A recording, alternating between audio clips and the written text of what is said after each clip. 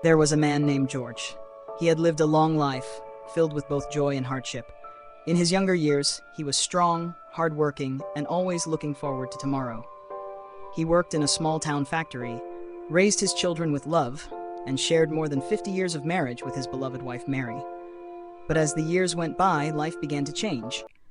The children grew up and moved far away, building their own families. The factory closed down, and the town he once knew so well grew quieter. And then came the hardest moment of all, the day Mary passed away. For the first time in decades, George felt truly alone. The house was too quiet, the nights too long, and the mornings too heavy. Many people at his age might have given up, but George chose something different. He decided that as long as he still had breath, he still had a purpose.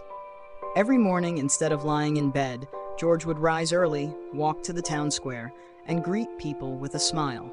At first, some thought it strange, but slowly his presence became a light in the community.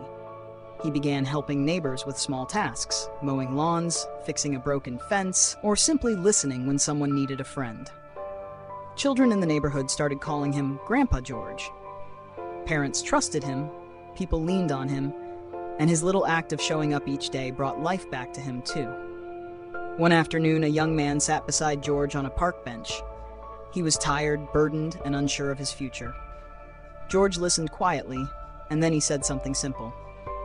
"You know, son, I've lost things I never thought I could survive losing. But I'm still here, and as long as you're here too, life still has something good waiting for you." The young man never forgot those words.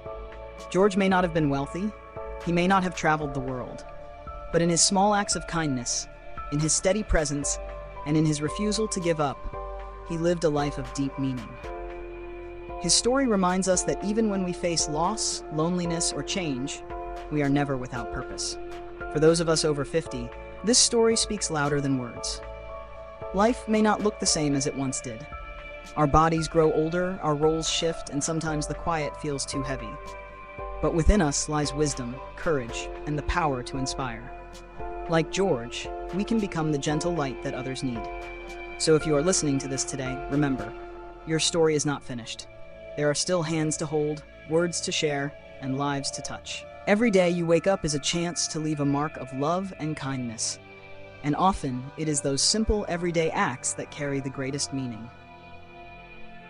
Thank you for joining this story. If it touched your heart, please like, share, and subscribe. And together, let's keep spreading stories of hope, faith, and wisdom.